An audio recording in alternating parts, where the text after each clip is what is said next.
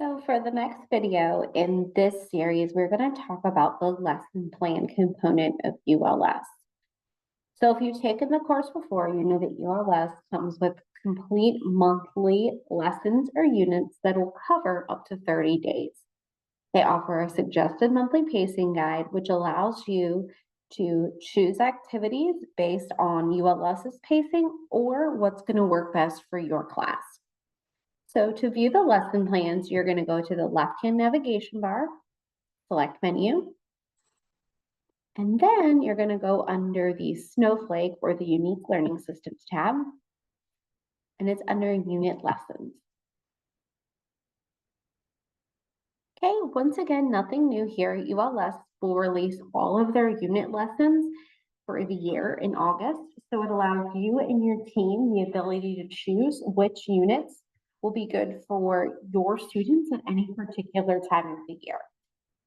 If you use ULS regularly, when doing so, you will be sure to cover all of the standards by following these unit lessons. So to make sure, you're going to want to make sure that you're on the right unit that you're working on. So I'm going to select Unit 1. I can follow the rules. Over here, you will see all of the different lessons that are available. So almost like a unit overview, you can break it down by subject area. Here's where you find that suggested unit pacing, lesson plans, PowerPoint tools, PDFs, and supporting files. For this video, I'm going to click on the lesson plan. So I have two options here to view as a PDF. I can view all of the lesson plans, or I can take a look at the plans and the activities. I'm going to pull up this PDF version of the lesson plans. So the great thing about ULS is that the lesson plans themselves do not change every month. So once you get used to how it runs, it goes very quickly because, again, it's the same consistency that our kids crave as well.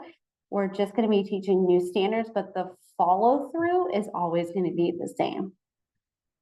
Okay, so this unit here is focusing on government. We're working on following rules.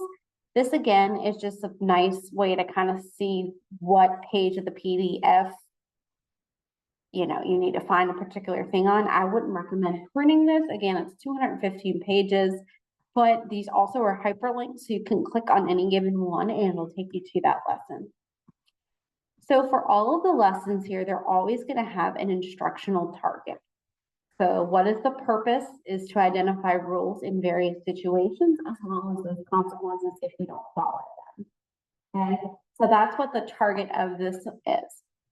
You'll see here there's 3 different levels. And again, these levels are where your student is at, which is derived from those profiles that you will create for the students. So again, level 1 students are going to require the most prompting and the most support to access the curriculum. Level 2 is a moderate amount. And then our level 3 students are pretty independent in accessing the information. So how they will be instructed will be based on their level. So for level 1 students with support, follow a rule or direction. Level 2 students are going to work on identifying and follow rules of the classroom and the school. And then those level 3 students are going to explain reasons for rules and consequences for not following them. So again, you kind of see how it builds on itself. Okay. Below of it, it's always going to give you a standards connection. So this just kind of goes through what those standards are that are connected to it. Level books are also offered. And again, the purpose of them and what they offer, they give you a nice little summary as well as different content words that are going to be important for our students. So again, a lot of the lessons are going to be the same thing. So once you really get a hold of this information, you'll be able to recall this information pretty quickly.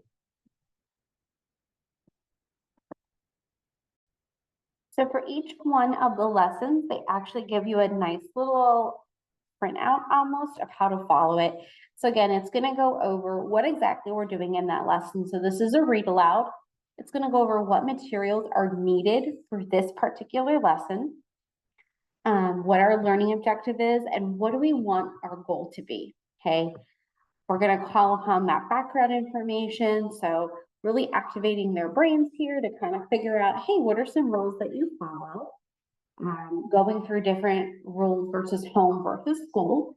So you guys might create classroom rules with your students, talk about what they look like. Maybe you're doing a visual of sorting them out. So this is a rule at home versus a rule at school. And again, it's just a good conversation to have. You can utilize your communication devices in your classroom to have them program for students to select different rules or how we follow rules. The other important thing about their lesson plans is they always give us that instructional routine. Okay, so before we read, what do we do? Okay, and it really breaks it down for you. As we're reading, here are the things that we should work on. So just model that fluency, asking them some comprehension along the way. And then after reading, we want to revisit those goals with the student, right? And it's really cool here because it, like I said, it breaks it down for the different students. So again, you can really differentiate the instruction by following their cues here on how we would talk to each leveled student. Okay. Here are the different instructional targets and differentiated tasks that you could do for particular students based on their levels. This gives us some great information. You'll find this for each one of the lessons here. And don't forget, so as you go through the lessons, they do not go in chronological order. Okay, so it's listed in chronological order, but you're not going to teach them in chronological order.